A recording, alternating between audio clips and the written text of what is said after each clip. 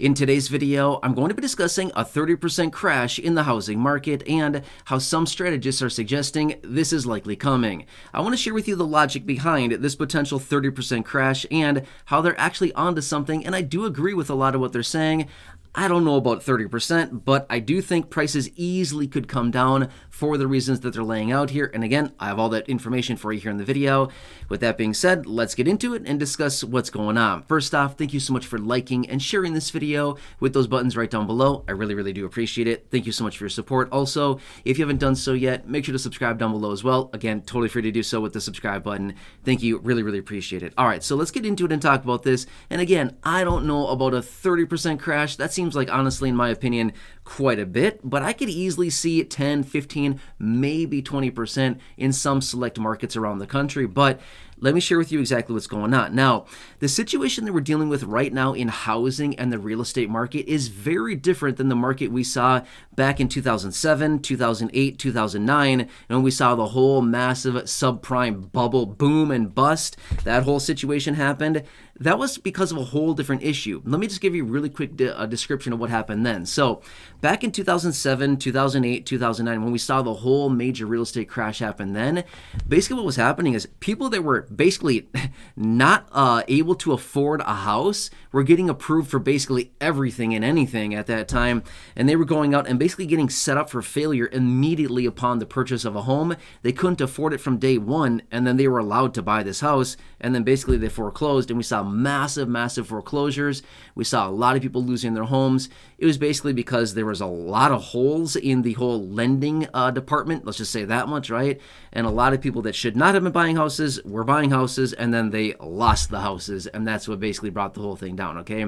Obviously, there's way more to it than that, but that's kind of just a brief description of what happened then. But now, we are not dealing with the same situation, but rather, a lot of people right now are very reluctant to sell because they're locked in at very low interest rates. In fact, about 80% of the mortgages out there right now are below 5%. I was just reading statistics on that. That's nuts, right? 80%. So that means only 20% of the mortgages that are out there are locked in above 5%, right? So again, as interest rates right now on a 30-year fixed rate mortgage and even a 15-year, they're not even that far apart right now, they're right around 7%. Now, obviously, they oscillate every day a little bit, but for the most part, oscillating right around that 7% range, and they have been for quite a while now, right? Probably a year and a half or so, right around that 7% range. So for anybody that's locked in, say, below 5%, yeah, obviously they don't want to sell. Why? If they have to sell their house, then they have to go buy another one or do something and lock in a 7% interest rate. Yeah, I don't think a lot of people really want to do that,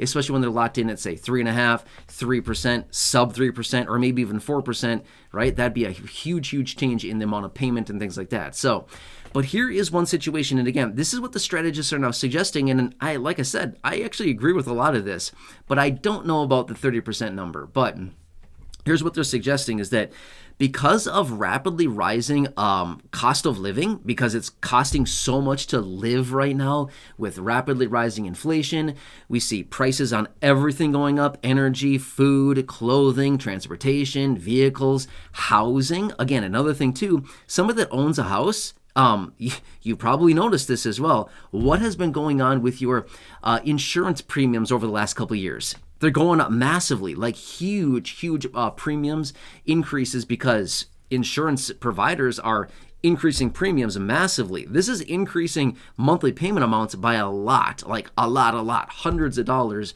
in some instances. Not only that, what else is happening?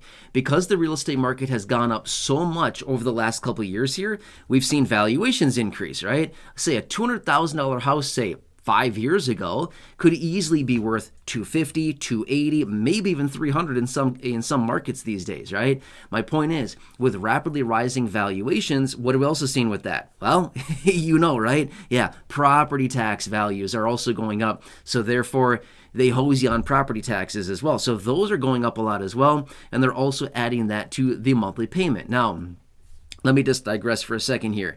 A lot of times when we work with a loan officer, the loan officer says, don't worry, you're locking in a 30-year fixed rate mortgage. Your payment will never increase. Sorry, false. That is not true, okay? Yes, you're right. Principal and interest payment will not increase on a 30-year or fixed year, or sorry, a 30-year, a 15-year, a 20-year fixed rate mortgage. You're right. P and I of the PITI equation do not increase. However, taxes and insurance do, and those get floated right onto your monthly payment. So I've been seeing some crazy numbers lately over the last several months here where people have been seeing massive increases in their monthly mortgage payments because of property taxes and insurance going up so much that their payments are going up hundreds of dollars a month. This is craziness. I've been seeing it a ton lately. I've been reading about it. So when your loan officer tells you, oh, your payment will never increase. Yeah, right. That's not true. That is not true at all. They're not telling you the whole story, okay? So anyway, I just want to digress there for a second, okay? But anyway, basically what's happening now is because the cost of living is going up so much with everything right now, with all the things I just said, plus a whole lot more, what's happening is that a lot of people are unfortunately being priced out of their homes. Their incomes are not keeping up with the cost of living. Again, whatever it takes to put food on the table, clothes on your back, to heat your home, to cool your home, gas in the car, repairs on the home, repairs on the car, whatever it else takes like that, medical bills. Again, the list goes on and on. It's like an infinite list of different expenses that we all deal with on a monthly basis. It's a lot of stuff, right?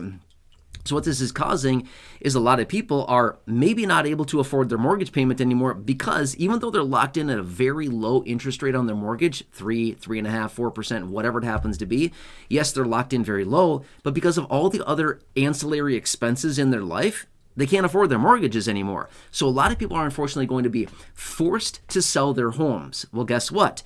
If somebody's forced to sell their home right now, I'm sorry, there's a very small pool of buyers in the market right now, okay? If you're trying to sell a home right now, I pray for you. I wish you very good luck, but it's not going to be a fun experience. I can tell you that much, okay? Maybe unless you're one of the very lucky ones who actually gets to sell very quickly, but that's not very common these days. You see a lot of houses just sitting for a very long time, price reductions, and then they sit, and then maybe get a low offer at some point months out into the future, right? So anyway, this is unfortunately what's happening. Is a lot of people are being forced to sell their homes because they can't really afford the mortgages because of the high cost of living. Now, unfortunately, some people who maybe not be able to sell their home in time may unfortunately lose a home to foreclosure because if you can't pay and it takes 6 months, 8 months, 9 months, a year and a half to sell a home, and you can't pay the mortgage, I'm sorry, but that's going to lead to a foreclosure on that home, okay? That's not a good situation. So this is what they're suggesting. Now they're saying this is likely going to hit within the next 2 to 3 years is when we're going to see this massive 30% reduction in residential real estate. Now, this year, 2024, as I film this video, they're suggesting some major commercial crashes and burns in commercial real estate. We're already starting to see that. We've been seeing that for a while now, but they're saying that's likely happening now, like now and the next year or two. We're going to see some massive price reductions in the commercial real estate market. I don't think many of us are dealing with that right now, right? But I'm talking about the residential real estate market. But these strategists are suggesting within the next 2 to 3 years, we're likely going to see this 30% or so, give or take a little bit, price reduction in the residential real estate market because of the reasons that I shared here. And again, I actually agree with that. I actually agree with that somewhat. Now, here's the thing. I do agree. Affordability of homes right now is not very good, okay? If somebody's trying to buy a house right now, the pool of buyers is very small because interest rates are very high, incomes are not keeping up, and it's really tough for a lot of people. So the pool of buyers is very low. But if the Federal Reserve brings down interest rates, that's fine, but still, the pool of buyers is still going to be relatively small because things are still very expensive. Prices will just go up to reflect that adjustment in mortgage rates, if that kind of makes sense, right? So because there's going to be more buyers in the market, driving those prices up more, and again, it's not really going to help the situation out a whole lot. But the whole situation being that, yeah, for sure, we're going to see a lot of people struggling here going forward, and unfortunately, this is a sad situation because when all these expenses continue to go up and our incomes are not keeping up with it, yeah, this really puts a lot of strain on people. And at the end of the day, a lot of times mortgages and rent is by far the biggest expense that we all have every single month, right? I mean, just look at your expenditures on a monthly basis. I think all of us can agree either our mortgage or our rent payment is by far the biggest expenditure, the biggest check that we cut every single month. It goes out to one of those two payments, right? I think all of us probably agree with that. It accounts for a huge percentage of our overall income and our overall expenses every single month. So anyway, but again, remember this much as well, that right now, overall, if you look at the overall market, yeah, interest rates are low. People are locked in with high valuations and prices have appreciated a lot over the last several years. I agree. That's great for a lot of people. But if your incomes are not keeping up and everything else is going up as well, this puts a huge strain on a lot of people. So again, this is just what they're suggesting. So only time will tell on this. We'll see here what happens going forward, but it would certainly help a lot if the Federal Reserve brought interest rates down. It would bring more buyers into the market who could ultimately swoop up some of those homes that need to be sold because people can't afford them anymore rather than going to foreclosure. So obviously we always want to avoid foreclosure if possible. That's a really sad situation if somebody, loses their home because of unforeseen circumstances. That's super sad, right? I don't know how else to put it. But anyway, this is what they're saying. Again, I want to share this with you. I like to read all this stuff. I like to do the research on this and bring it to you as I find it. But I don't know. I'd love to hear your feedback down below. If you agree with this, if you disagree with this, what your thoughts are on this. But I would not be shocked at all to see a little bit of a pullback in the real estate market. I don't know about 30%, maybe 10, 15, maybe 20% in some selective markets. That's just my opinion. Who knows? We'll have to see here what happens in the next months, years, next couple of years here. We will see what happens. But yeah, I'm going to leave it at that for now. So please subscribe down below, like the video, share the video with those buttons down below. I really appreciate it. Also, check out the other videos here on the channel, the thousands in the video library, the ones I've hand selected for you down below in the description at the top of the comment section. And right now, popping up on your screen, you'll see some videos there as well. Enjoy your day. Take care. Have a good one, and catch you again later.